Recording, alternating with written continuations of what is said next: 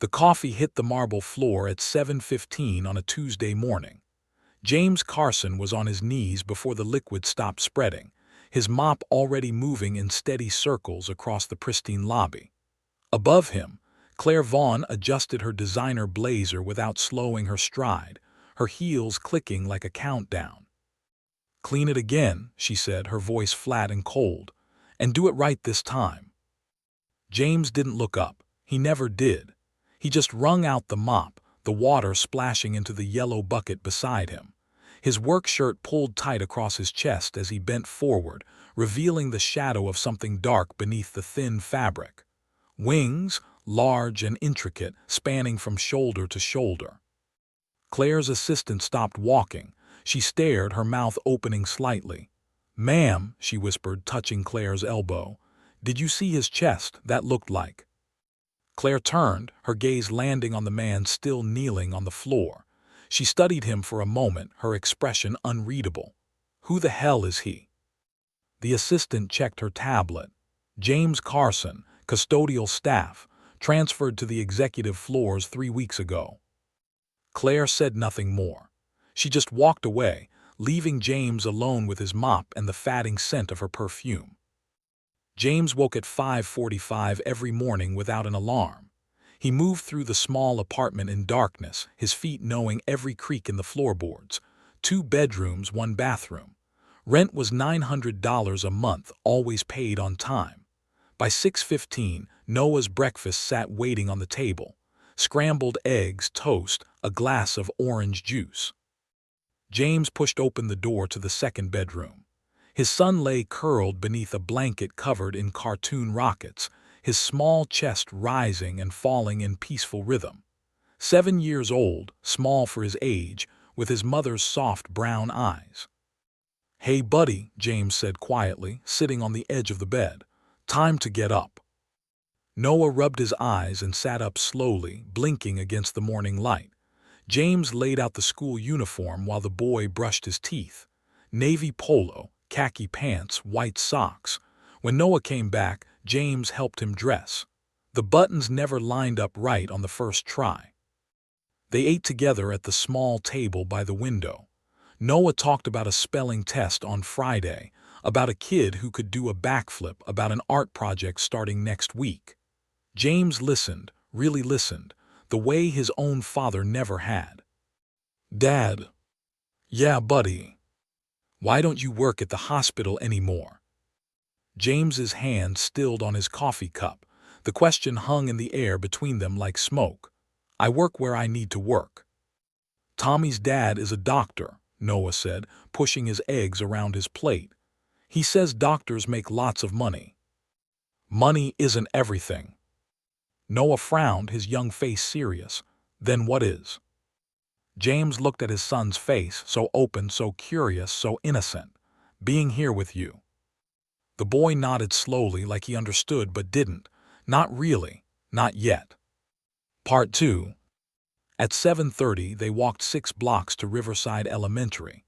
Noah's backpack was too big for his shoulders, but he carried it himself, his small frame hunched forward under the weight. The morning air was crisp, the sky just beginning to turn from gray to gold. At the school gate, Noah turned around. "See you later, Dad." "See you later, buddy." Noah disappeared through the doors, swallowed up by the crowd of children and teachers.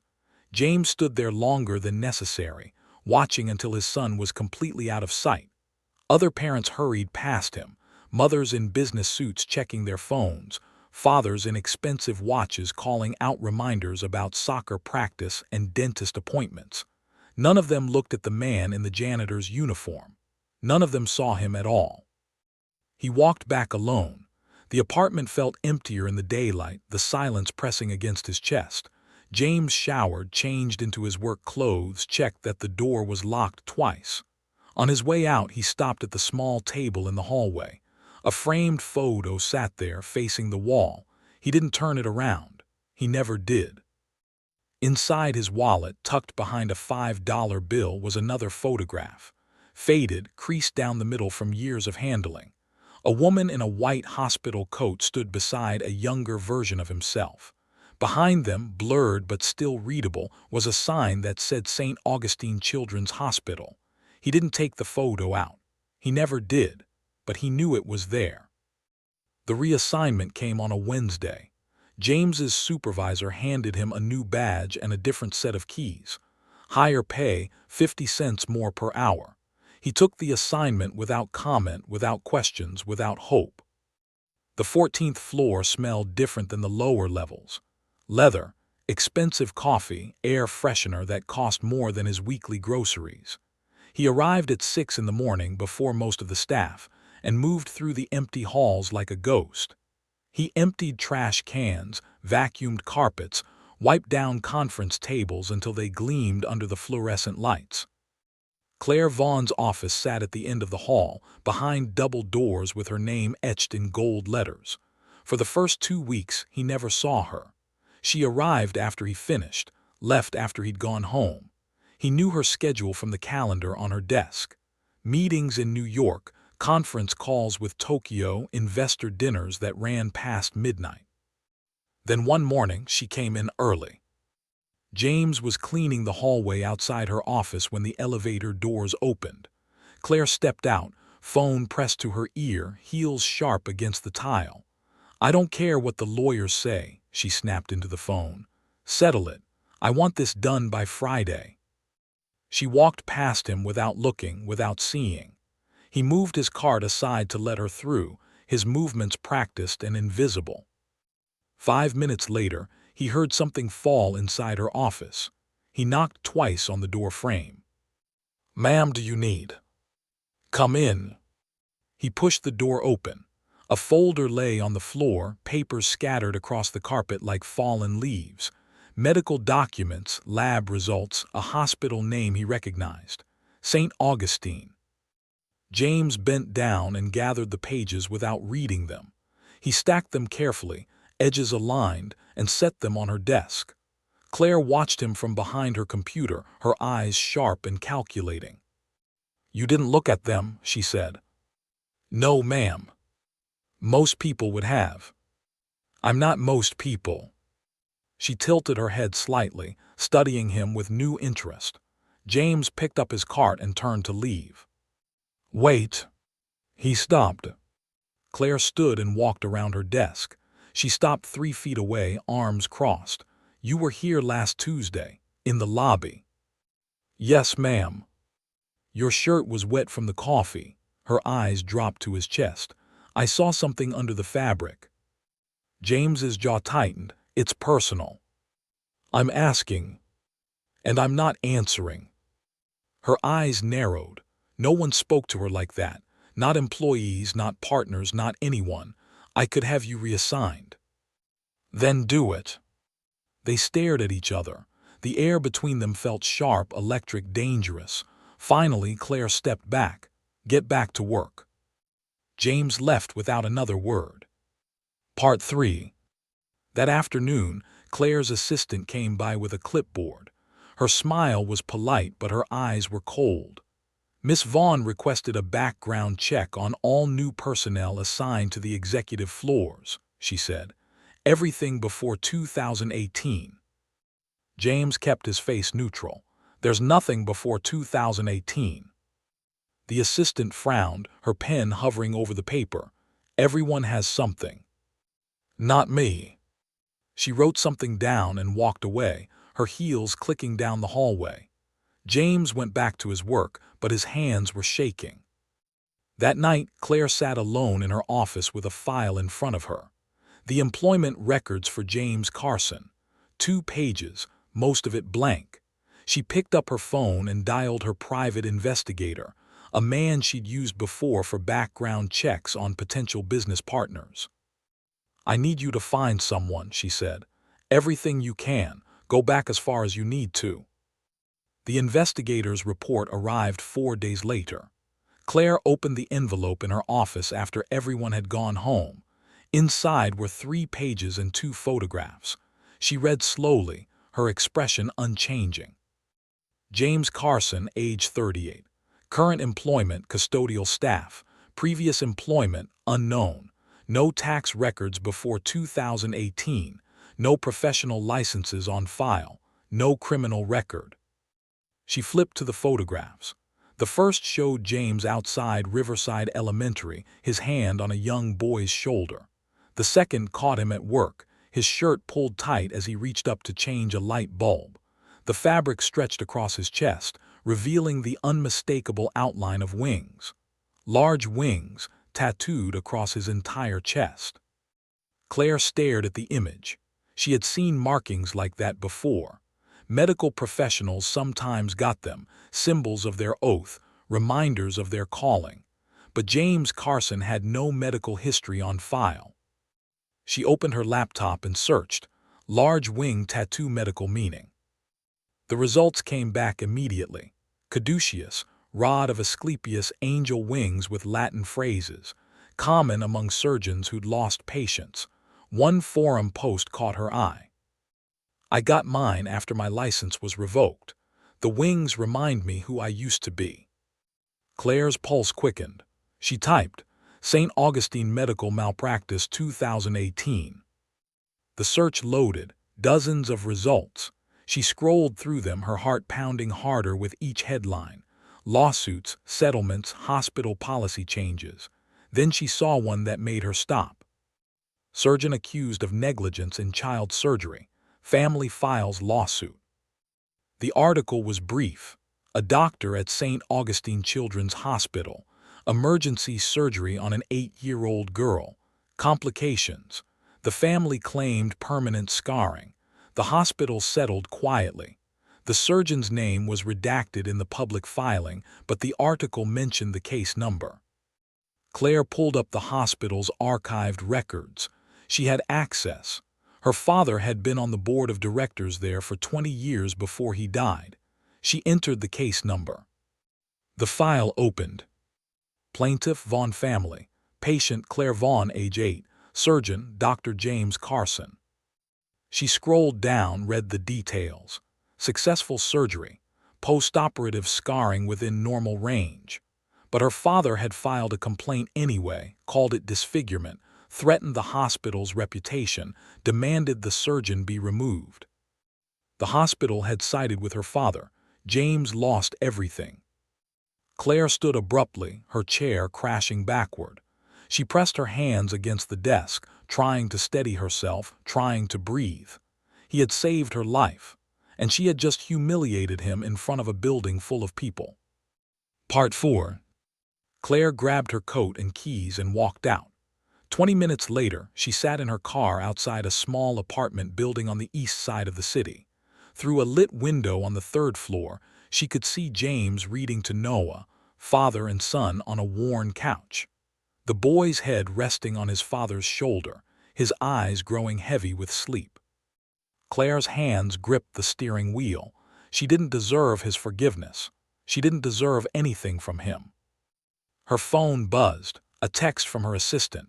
Board meeting moved to 8 tomorrow morning. Need you there early. Claire didn't respond. She sat in the dark, watching the man her family destroyed tuck his son into bed. The light in the window went out. The building grew quiet. Still, she stayed. The all-staff meeting was scheduled for 10 in the morning. James arrived early to set up chairs in the main atrium. 200 employees. He arranged the rows in silence, counting under his breath to keep them straight, making sure each one was perfectly aligned. The atrium filled quickly. Executives in tailored suits, managers with tablets, administrative staff clustered near the coffee station. James stayed against the wall, invisible as always. Claire entered last. She walked to the front without looking at anyone. Her face was pale. She hadn't slept. Dark circles shadowed her eyes. The VP of Operations, a man named Gordon Hayes, took the microphone first. He talked about quarterly earnings, about growth projections, about efficiency improvements. Then he pointed to a slide on the screen. We've identified several areas where we're losing time and money, he said. Custodial services is one of them. James's grip tightened on the mop handle. Gordon continued. Specifically, we've had complaints about slow response times, incomplete tasks, general negligence. He gestured toward the back of the room. James Carson stepped forward. The room went silent. James didn't move. Carson now. He set the mop against the wall and walked down the center aisle. Every pair of eyes followed him. He stopped 10 feet from the stage. Gordon crossed his arms. You were assigned to the executive floors 3 weeks ago. In that time, you've been late twice. You left a conference room unlocked. And yesterday, you failed to restock supplies in Miss Vaughn's office. James said nothing. Do you have an explanation? No, sir. No, that's it. I made mistakes, I'll fix them. Gordon laughed, the sound harsh and mocking. Fix them? You're a liability. Frankly, I don't know why we hired you in the first place. A few people shifted uncomfortably. Others stared at their phones, unwilling to watch. Look at me when I'm talking to you. James raised his eyes. Are you even qualified for this job, or did you lie on your application? I didn't lie. Then what did you do before this? What's your work history? It's not relevant. Gordon stepped closer to the edge of the stage. I'm making it relevant. Answer the question. James's jaw tightened. I worked in healthcare. Healthcare? Gordon's voice dripped with contempt. Doing what? Mopping floors there too. Someone in the crowd snickered. James didn't respond. You're slow, you're sloppy, and you're wasting company resources. The door at the back of the room burst open. Noah ran in, his face red and streaked with tears. His teacher rushed in behind him, apologizing, but the boy didn't stop. He ran straight to James and wrapped his arms around his father's waist. Dad. James knelt immediately. Hey buddy, what's wrong? They called from school. You didn't answer. I thought something happened to you. I'm fine, I'm right here. Gordon's voice cut through the moment. Who authorized a child to enter this building? The teacher stepped forward. I'm sorry, sir. There was a miscommunication. Get him out. Noah clung tighter. Don't let them hurt you, Dad. James placed his hands on his son's shoulders. His voice was low and steady. No one's hurting me. I'm okay. But they were being mean. It's okay. Gordon pointed at the door. Security, remove the child. Claire stood from her seat at the front. She hadn't said a word the entire meeting. Now her voice cut through the noise like broken glass. Get the hell out of here, both of you. James froze. The room went completely still. Claire looked directly at him. Her face was stone. You're fired, effective immediately. Noah started crying. James picked him up and turned toward the exit. He didn't say a word. He just walked. As he passed Claire, their eyes met for half a second. Hers were wet. The atrium doors closed behind him. Part 5. 2 hours had passed since the meeting.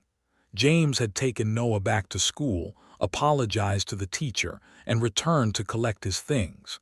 His uniform, his spare shoes, a photo of Anna he kept taped inside his locker. He folded everything carefully into a cardboard box.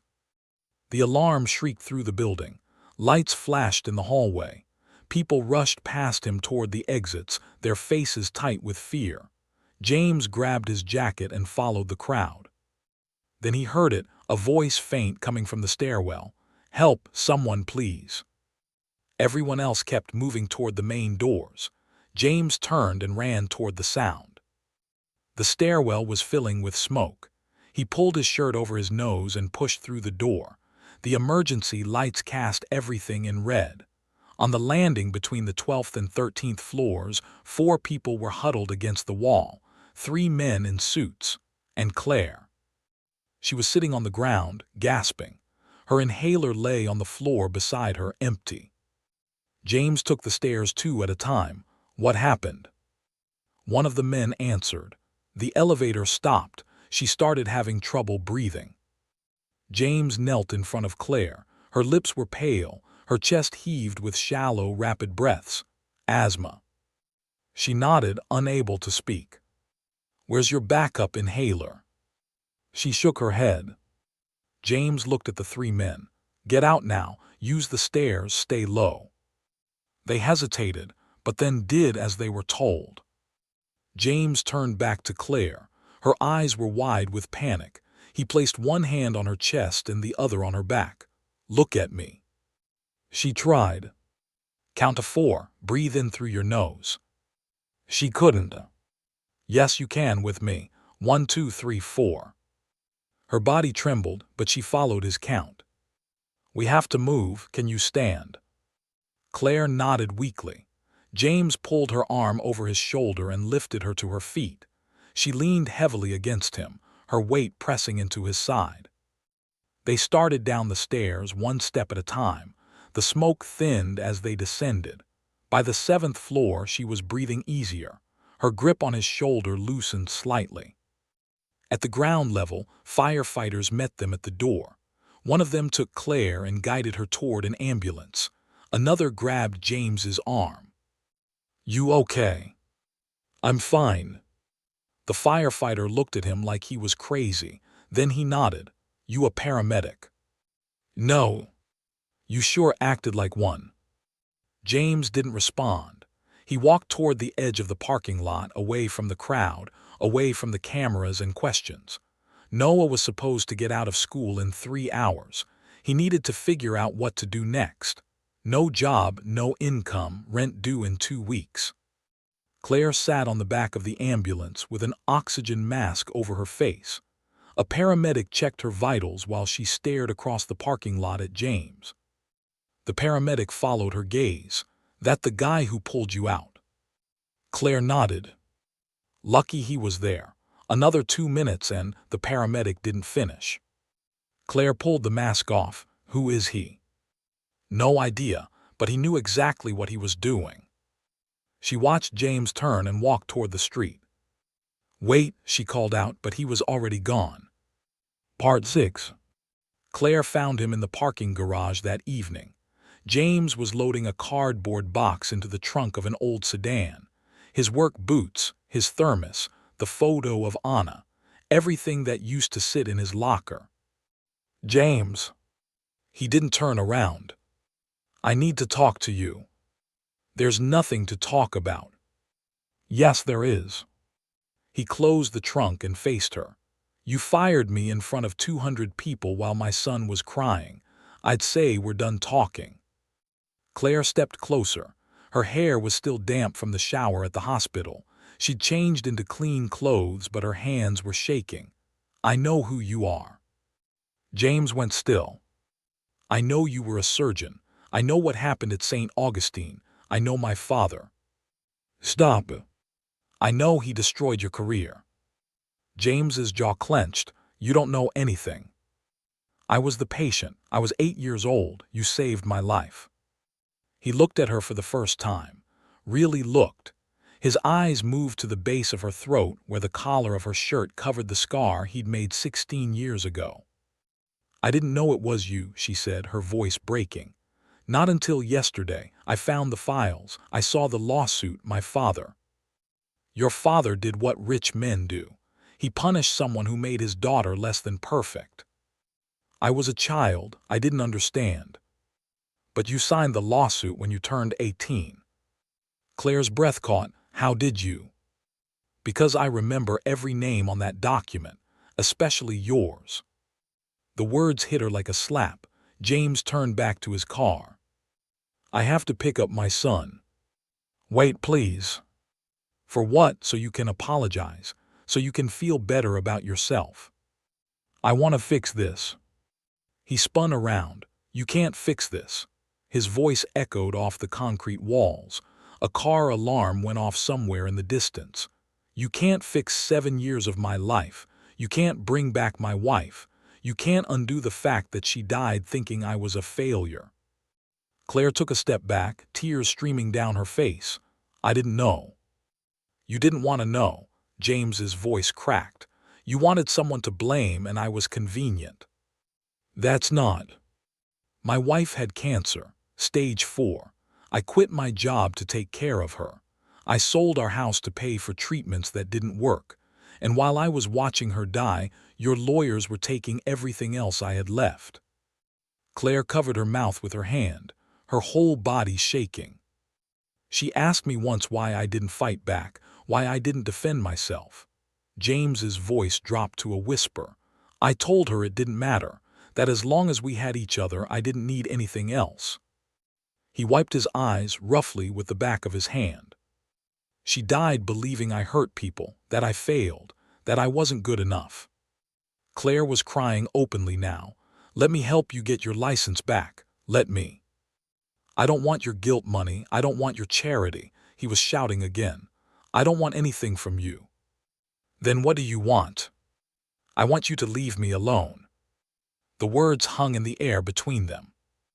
Claire's legs gave out. She sank to her knees on the oil-stained concrete. "Then let me earn it. Let me earn your forgiveness." James stared down at her. "Stand up." She didn't move. "Stand up. You're embarrassing yourself." "I won't stand until you let me try." "There's nothing to try." His voice was cold now, empty. "We're done." He got into his car and started the engine. Claire stayed on her knees, watching him through the windshield. He didn't look at her as he backed out of the parking space. He didn't look at her as he drove away. She stayed there for 5 minutes, 10, 20. The concrete was cold, her knees ached. Security cameras recorded everything, but she didn't care. Finally, she stood.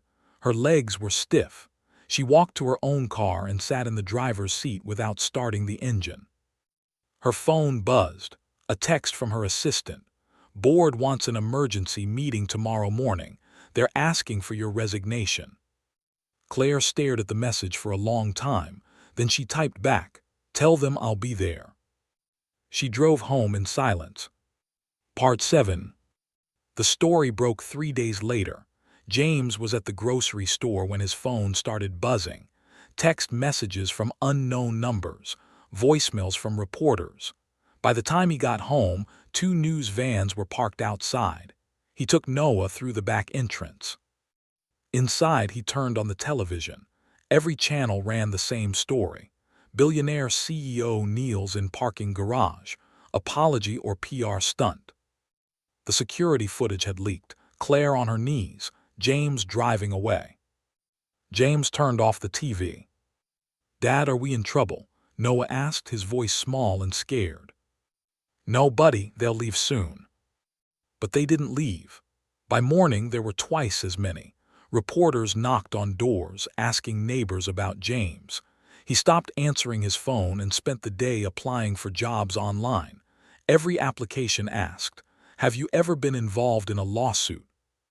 He clicked yes. No one called back. On Thursday, Noah came home with a black eye. "What happened?" "Tyler said you're a liar, that you hurt people." Noah's voice was defiant, but his eyes were wet. "What did you do?" "I pushed him." James pulled his son into a hug. "You can't fight other kids."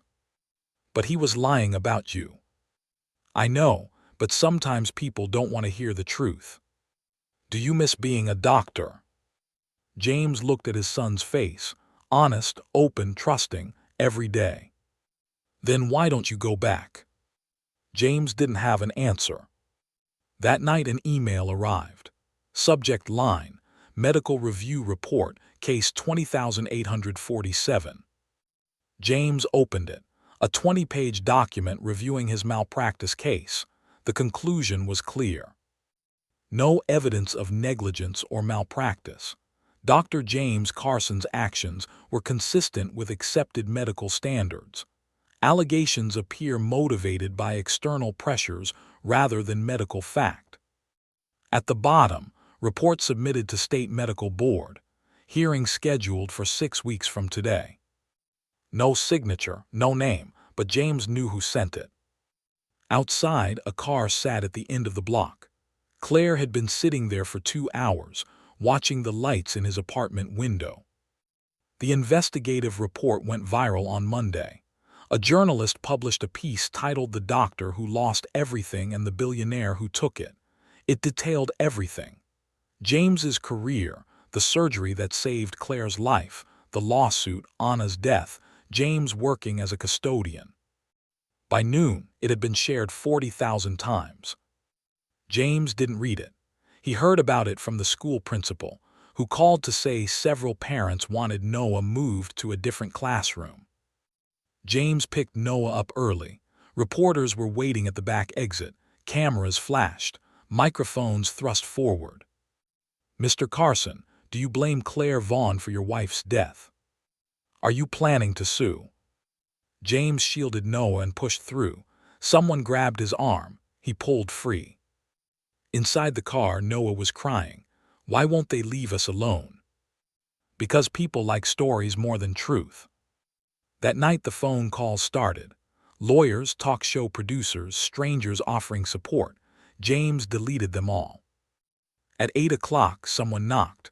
A woman from the state medical board stood in the hallway. She handed him a folder. Inside was a letter. "The state medical board has reviewed your case. A hearing has been scheduled for November 14th to determine license reinstatement. You are required to appear." "Is this real?" "Yes, sir." "Who submitted the evidence?" "I'm not at liberty to say, but it was comprehensive. Someone went to a lot of trouble." After she left, James sat with the letter. Noah climbed beside him. "What does it say?" "It says I might get to be a doctor again." "Really?" "Maybe."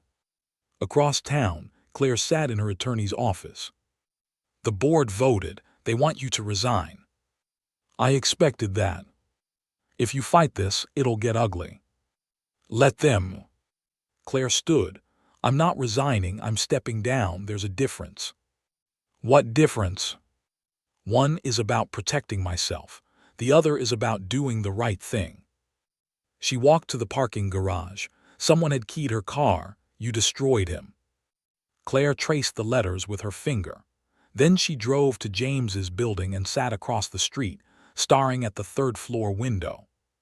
Her phone buzzed. "Unknown number. Leave him alone. He doesn't want your apology." Claire stared at the message, then typed back, "I know." The press conference was scheduled for 2 o'clock on Thursday. Claire stood backstage, listening to the crowd gather. 300 seats, all filled. Cameras lined the back wall. Her publicist touched her arm. "You don't have to do this." "Yes, I do." Claire walked onto the stage. Cameras flashed. She stood at the podium. "My name is Claire Vaughn. 16 years ago, Dr. James Carson saved my life." Her voice was steady, clear. "I was 8 years old. I had a congenital heart defect. Dr. Carson performed emergency surgery. He gave me a future." She unbuttoned the top of her blouse. The scar ran from her throat to her chest, pink and raised against her dark skin. Cameras zoomed in.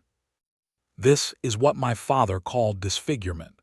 This is what he used to destroy a man's career." Murmurs rippled through the crowd. "My father was on the hospital board. He filed a lawsuit claiming negligence. He pressured the hospital. He made sure Dr. Carson's license was revoked." She pulled medical records from a folder. These surgical reports confirmed Dr. Carson performed the procedure flawlessly. There was no malpractice, only a scar, and a man who couldn't accept it. She set the papers down. "I was 18 when I signed that lawsuit. I didn't read it. I trusted my father. I was wrong." A reporter raised her hand, but Claire continued. "While my father was destroying Dr. Carson's career, Dr. Carson was watching his wife die. He quit medicine to care for her. He sold their home for treatments. When she passed, he had nothing left." Claire gripped the podium. "I hired him, humiliated him, fired him, and I didn't know who he was until too late." The room was silent. "I'm not asking for forgiveness. I'm here to tell the truth. Dr. James Carson saved over 300 children. He saved me, and we repaid him by taking everything." She held up a check. "This is $15 million for the National Medical Justice Fund, to support wrongfully accused doctors, to make sure this never happens again." Applause started. Claire raised her hand. I'm not done. I've submitted evidence to the state medical board to review Dr. Carson's case. If they reinstate his license, I will fund a clinic in his name. Free pediatric care for children who need it. She folded her hands. Dr. Carson doesn't know I'm doing this. He didn't ask. He doesn't want anything from me. But I'm doing it anyway, because it's right. Because I owe him a debt I can never repay. She stepped away from the podium and walked off stage. Part 8. James found her sitting on a bench in Riverside Park 3 days later. It was early morning. The sun was just coming up, painting the sky in shades of gold and pink. Claire wore jeans and a plain sweater. No makeup, no jewelry. She looked smaller somehow. Human. He sat down on the opposite end of the bench, leaving space between them. For a long time, neither spoke. Finally, Claire broke the silence. I didn't think you'd come. I almost didn't. Why did you? Because my son asked me if people can change. What did you tell him? I told him I didn't know. A breeze moved through the trees. Leaves drifted down onto the path, spinning in slow circles. I don't expect you to forgive me, Claire said. Good. But I need you to know something. That press conference wasn't about me. It was about making sure the world knows who you really are. I know who I am. But your son doesn't, not really, and someday he'll ask you about all of this. Her voice broke. I want him to be able to search your name and find the truth. James's throat tightened. I spent 16 years living with a lie, Claire continued. My father told me you made a mistake. I believed him. I was a coward. You were 18, old enough to ask questions. She shook her head. I'm sorry. Saying sorry doesn't change anything. I know, her voice was barely a whisper, but it's all I have. They sat without speaking. A church bell rang in the distance. The medical board hearing is in 4 weeks, James said. I know. If they reinstate my license. You'll practice again. I don't know if I remember how. Claire looked at him. You remembered during that fire. That was instinct. Exactly. You're still a doctor, James. You've always been a doctor. She stood slowly. If you do get your license back, I meant what I said about the clinic. I'll fund it. No strings. Just a place where you can do what you were meant to do. She started to walk away. Claire. She turned. If I do this, I'm not doing it for you. I know. I'm doing it for him, because I want my son to know his father isn't a failure. Claire's eyes filled with tears. That's exactly why you should do it. She walked away. James stayed on the bench for another hour, watching the morning unfold. The hearing room was smaller than James expected. 20 chairs, 5 board members behind a long table. Noah sat beside James in his school uniform. The boy had insisted on coming. The board chairman cleared her throat. This hearing is to review the case of Dr. James Carson. Dr. Carson, please stand. James stood. We have reviewed the evidence and testimony from 3 independent medical experts. She looked down at her papers. The findings are unanimous. The surgery was executed flawlessly. There is no evidence of negligence or malpractice. She removed her glasses. Dr. Carson, on behalf of this board, I apologize. Your medical license is hereby reinstated, effective immediately. The room erupted in applause. James couldn't move. He just stared. Noah tugged his sleeve. Dad, they're giving it back. James walked forward and took the document. His name, the state seal, his license number. Noah ran up and wrapped his arms around his father. You did it, Dad. James knelt and pulled his son close. We did it, buddy. At the back of the room, Claire stood near the door.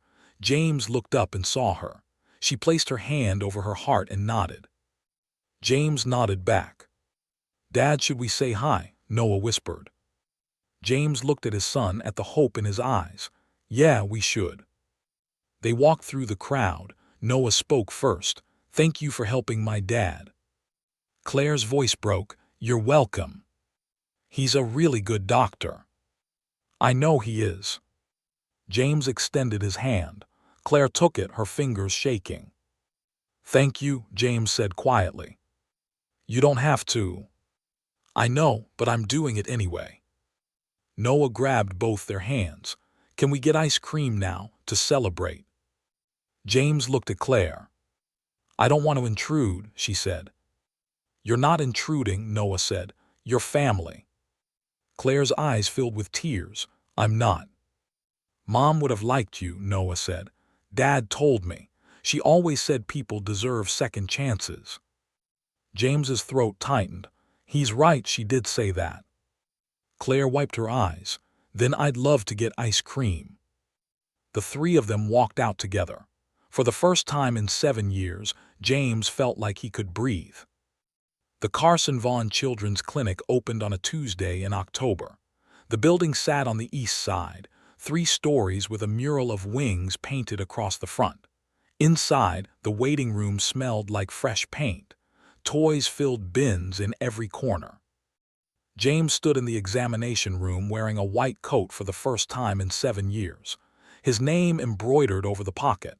Dr. James Carson, M.D., Chief Pediatric Surgeon. "It still feels strange," he said. Claire stood near the doorway holding a clipboard. She wore khakis and a clinic polo. She was no longer a CEO. She was the operations director. Strange good or strange bad? Strange real. Noah ran past in the hallway. He was 8 now, taller. He spent every afternoon at the clinic after school, helping where he could. The clinic had seen 43 patients in the first month, 68 in the second. By October, they were booked 3 weeks in advance. James worked 6 days a week, sometimes 7. One afternoon, a mother brought in her 5-year-old daughter with a heart murmur. "She'll need surgery," James said. The mother's face went pale. "How much?" "Nothing, that's what we do here." The mother started crying. 2 weeks later, the surgery was a success. After his shift, James found Claire going over budget reports. "How'd it go?" "She's stable." "That's the 4th one this month." "5th." Claire set down her pen. "You're not sleeping enough." "I'm fine." "James." He sat down. "Every time I think about taking a break, I remember what it felt like to not be able to do this. And I can't stop." "You're going to burn out." "Maybe, but until I do, I'm going to keep going." Claire studied him. "Anna would be proud of you." James's chest tightened. "I hope so." Outside, the sun was setting. The mural glowed orange. Noah appeared. "Dad, are we going home? I'm hungry."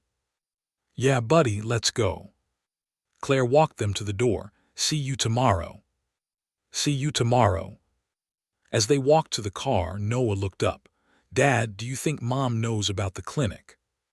James stopped. He knelt to his son's level. "I think she knows."